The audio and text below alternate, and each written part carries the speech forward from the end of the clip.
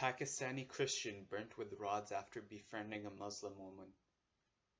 Former boxing champion posts sickening online rant claiming that the Westminster terror attack victims are going to hellfire for not being Muslim. ISIS gunmen disguised as doctors kill more than 30 people in attack on military hospital in Kabul. Does this sound like the conduct that members of the so-called religion of peace would engage in? It does not. My name is Hiskiel Malik, and I'm going to be talking about external factors that go into the corruption of my religion and its so-called followers. A little background information first.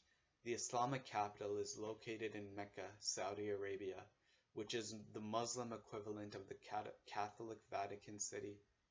In 1744, a man named Muhammad bin Saud declared himself king, though it would take several centuries before he could unite Arabia under his rule. He followed an ultra-conservative interpretation of Islam called Wahhabism, which is implemented in their laws to this day. For example, atheism, apostasy, homosexuality, and even burglary is punishable by death in Saudi Arabia, all based off a particular interpretation. Now, when the country that your historical religious capital is located in takes such a narrow view of acceptance, is it not understandable that certain Muslim countries and people would follow suit? Anyways, during the Gulf War, Saudi Arabia called upon the United States to help bomb the living daylights out of its political and economic competitor, Iraq. The United States was all too eager to help. After all, Iraq at the time was allied with the Soviet Union. Along with the United States, over 30 countries helped out and were in turn armed by the United States. Many of these countries were Middle Eastern countries. But many Muslims and Muslim countries, quote unquote, felt betrayed by Saudi Arabia, who turned to a non-Muslim country to fight against a Muslim one. That alone probably sprouted a dozen terrorist groups overnight who were angry at their governments for supporting the United States. During the Cold War, wars by proxy were scattered all over the world. I actually have a clip from the animated series American Dad, which summarizes and makes light of the Iran-Contra Reagan incident. Here goes. Vietnam, Nicaragua, Korea.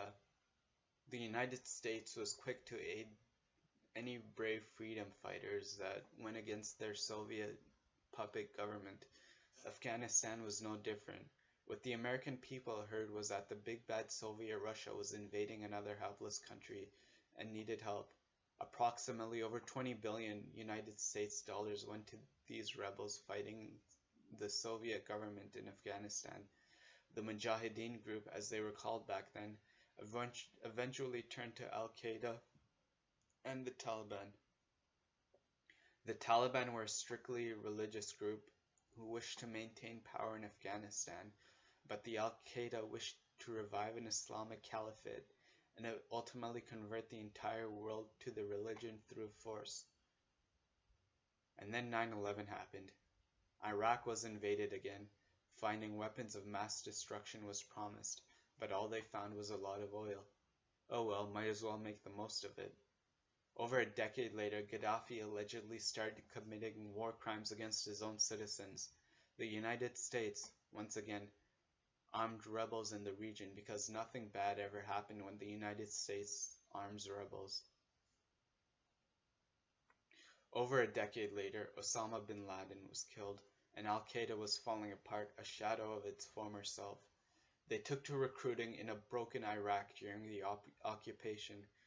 The Iraqi chapter of Al-Qaeda consisted of broken men who felt they were fighting a war of independence. But even mainstream Al-Qaeda was disgusted by the Iraqi approach. They were too hardcore for their Afghani bosses, butchering anyone who didn't support them, Muslim and non-Muslim alike. And now it's Syria's turn. Russia is backing the Assad regime, who allegedly uses chemical warfare, something global police chief America can't tolerate. And so the Trump administration bombed government-owned bases while arming rebels to combat government because that has always ended well. Of course, I'm not praising Assad's actions. Chemical warfare is a war crime. But this is what my religion is nowadays. Terrorist organizations recruit young men from broken countries, instilling a violent interpretation of Islam that is also preached by the Saudi Arabian government. Many non-Muslims from Western countries see atrocities occurring in the Middle East, and as a result they don't accept migrants as one of their own. ISIS appeals to this racism and loneliness to recruit overseas, which results in attacks like the Paris bombing or the Westminster incident. In this sense, terrorist breeding is institutional all over the world. Anyways, that's my 2 cents about what's going on in the Muslim world. I don't know of any solution or anything, but so much more plays into the way many members of my religion wrongfully conduct themselves than being religious. Thank you for listening.